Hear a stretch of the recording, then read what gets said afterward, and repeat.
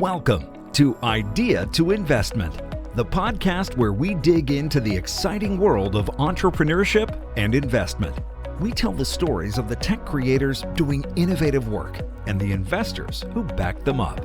Along the way, unveiling the fascinating journey from the birth of an idea to scoring crucial investment. We'll highlight the voices of entrepreneurs, showcasing their grit and creativity, all while gaining insight from the investors who believed in those dreams. Get ready to be inspired, stay informed, and stay tuned as we explore the awesome collision of ideas and investments. Idea to Investment is sponsored by TD Ferreira Wealth Advisory Group. I'm Kim Parker. I'm President and CEO of Food Security Structures Canada. And full disclosure, Kim and I are friends. Kim and I have worked together, and I know what an exceptional person Kim is and how much Kim loves to hear herself talked about in the third person. Doesn't she, Kim? Oh, yeah. Doesn't Kim likes that. So, yeah. Thank you so much, Ken. It's just such a pleasure spending time with you today. So. Let's get right into it with the pitch. So I need you to imagine that I have buckets of money to invest in something very special. Give me the 60-second pitch for Food Security Structures, Kim. So Food Security Structures Canada is an agricultural technology company. We focus on being able to grow food anywhere in the world, regardless of location and climate. We use a specially designed structure that can withstand anything Mother Nature throws at it. Inside the structure, we focus on vertical aeroponic growing with a very special lighting system to allow us to grow high yields of diverse crops all year long and really meaningfully address food insecurity here in Canada and around the world. So, Kim, take us back to the beginning. What was what's the origin story for Food Security Structures? Where did this all start? So we're just into our 6th year. So 6 years ago, my business partner, Greg Whiteside, reached out to me when he became aware of some technology that had been used around the world for housing.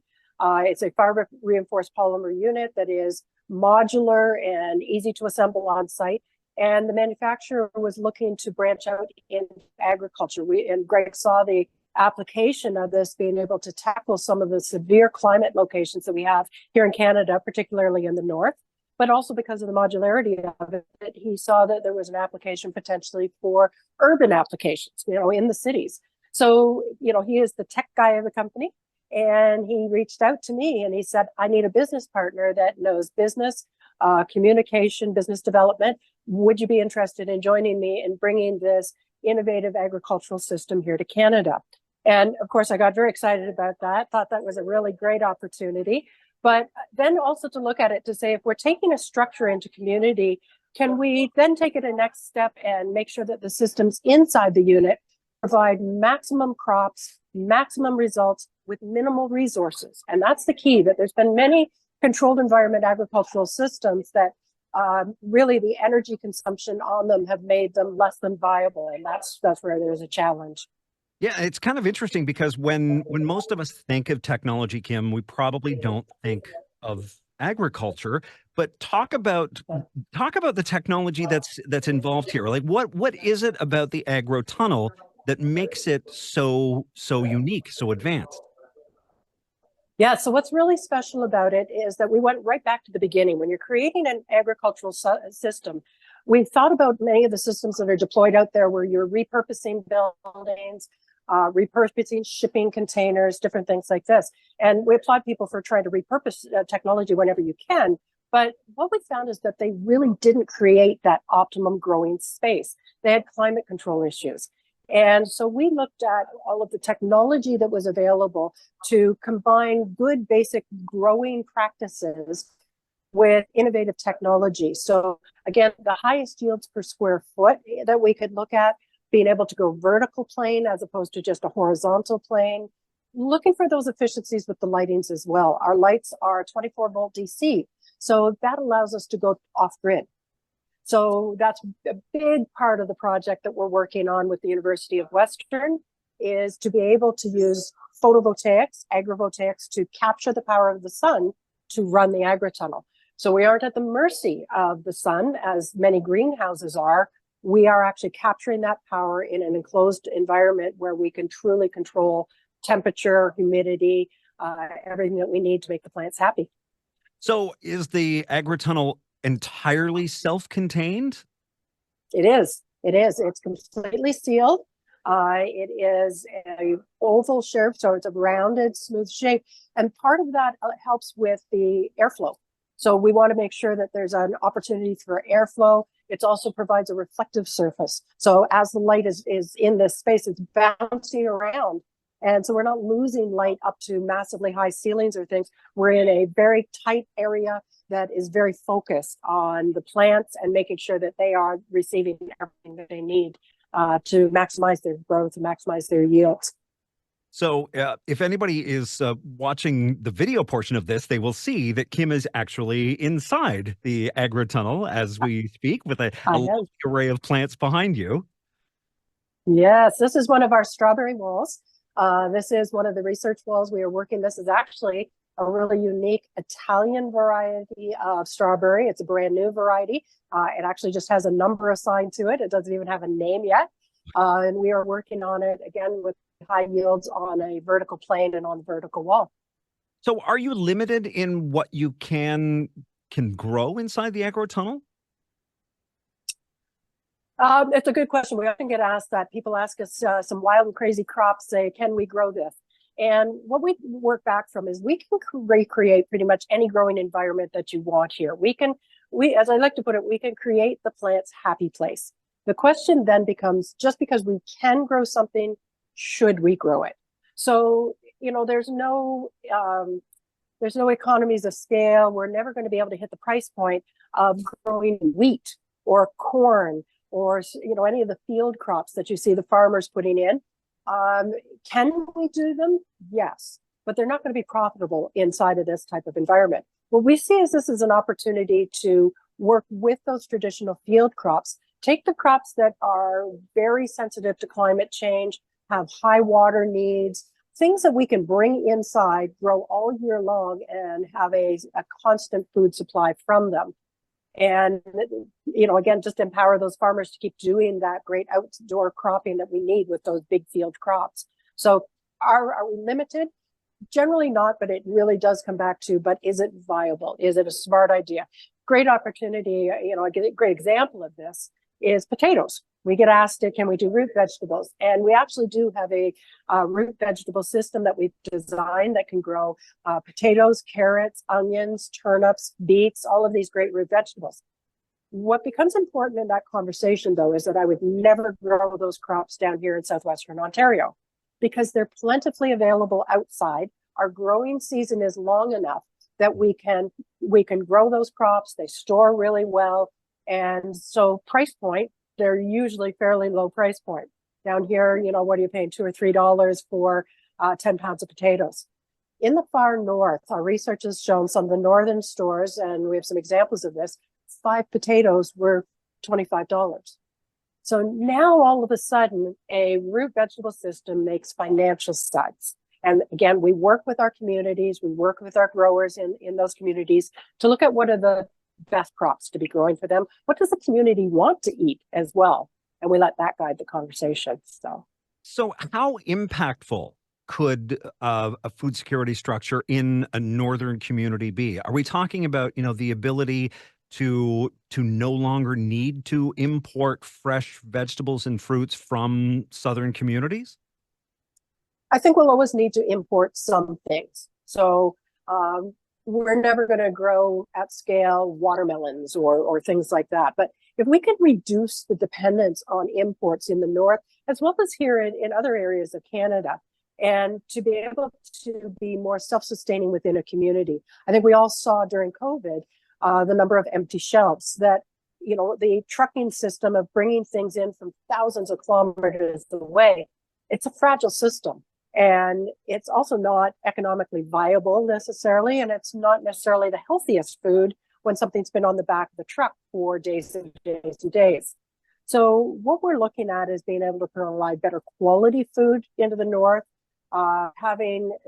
addressing food security, which is the availability of food, but also food sovereignty, to also have control of your own food and planting what you want to eat, not necessarily just what's available and what you can afford, but really getting down to what is it that you want to have in your diet and how does that fit into your cultural perspective on what's the appropriate things to be eating. So there are many things that we're looking at helping stabilize with that.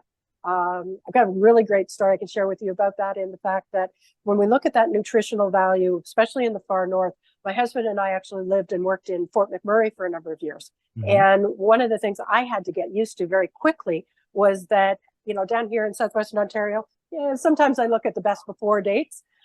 Sometimes I forget about it. Well, up in the north, you never forget to look, because often a best before date is 1 or 2 days later. That's considered fresh. Wow. So when you go to the far north, often they're receiving things that are maybe considered fresh for a couple of days. Now, again, we all know about best before dates. Is it actually still good after that? All the rest of it. What I would suggest, though, is how fresh is that food if it's gone past its best before date? Is it optimum quality?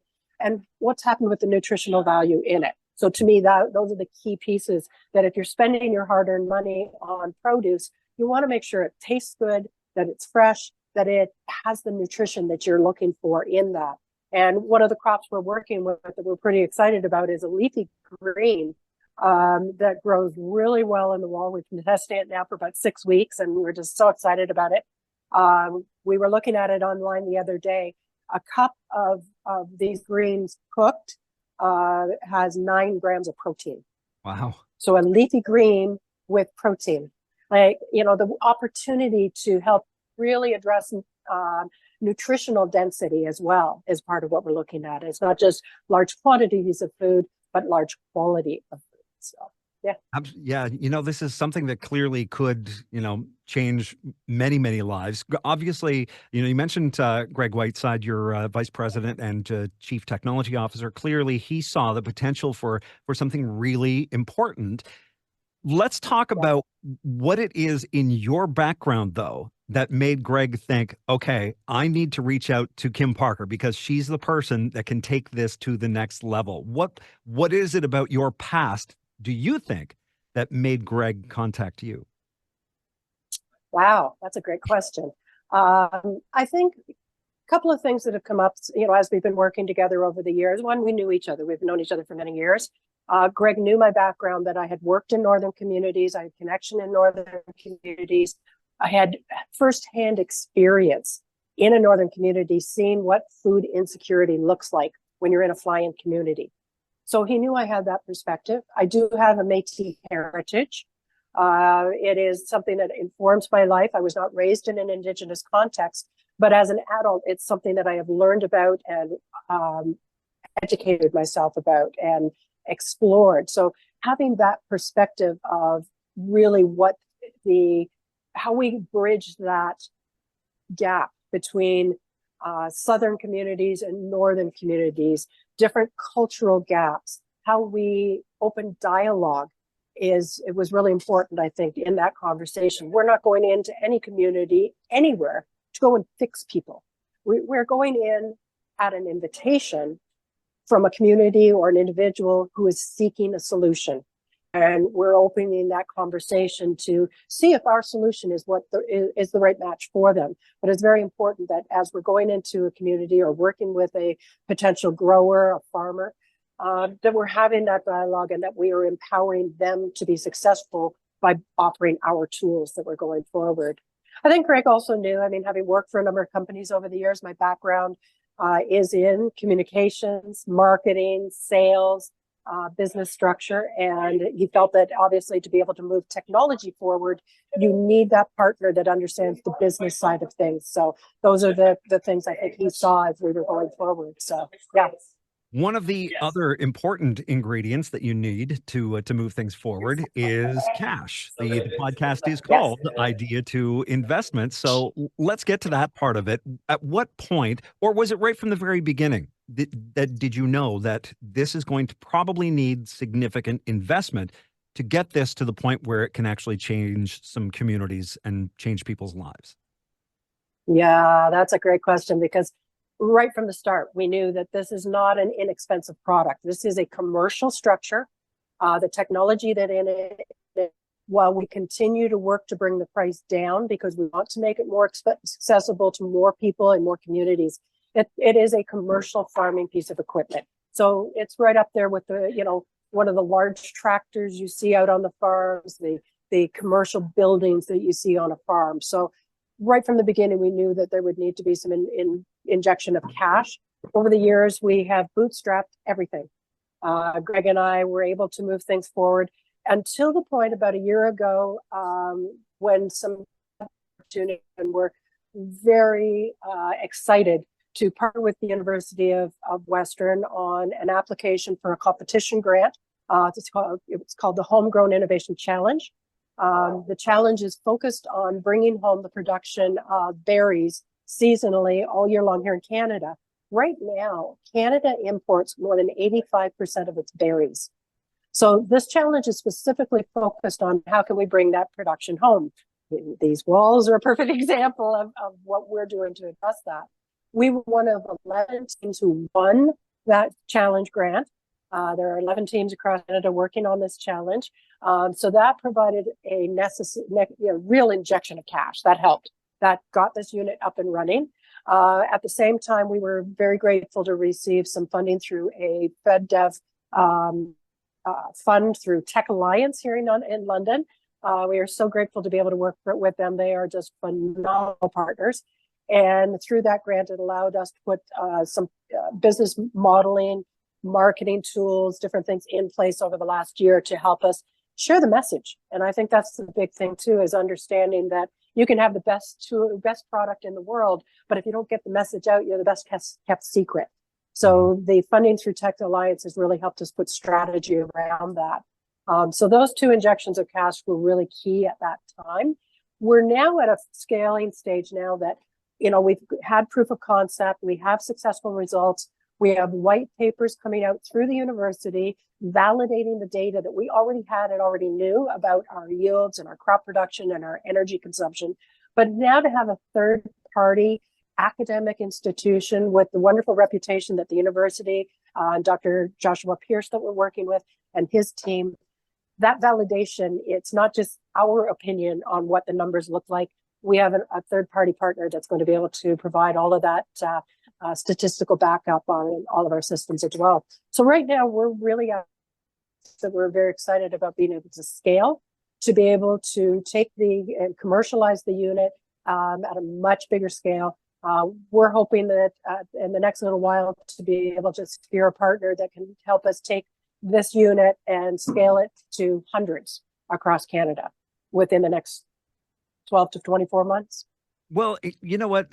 It seems to me, and I'm sure this must have occurred to you as well, that we're talking about feeding communities. We're talking about something that could change communities right across the country. And we're talking about something that requires significant investment. It feels like this would be a natural fit for a government to get involved in this. Has this raised the interest of any levels of government yet, Kim? Yes. And so the challenge has been that within this sector, it's a fairly new sector, controlled environment agriculture is an offshoot of what you would have considered like greenhouse growing in the past. And it's different because you're not using the sun to heat your unit or cool your unit. Your plants are not using sunshine. So it's different than greenhouses. Because of that, though, and because the technology has just fairly recently evolved, like in the last 5 to 10 years, it's an area that was still considered fairly high risk by very risk-averse government departments. Mm-hmm. So what we're seeing now is that the technology has stabilized and the interest from the government has increased.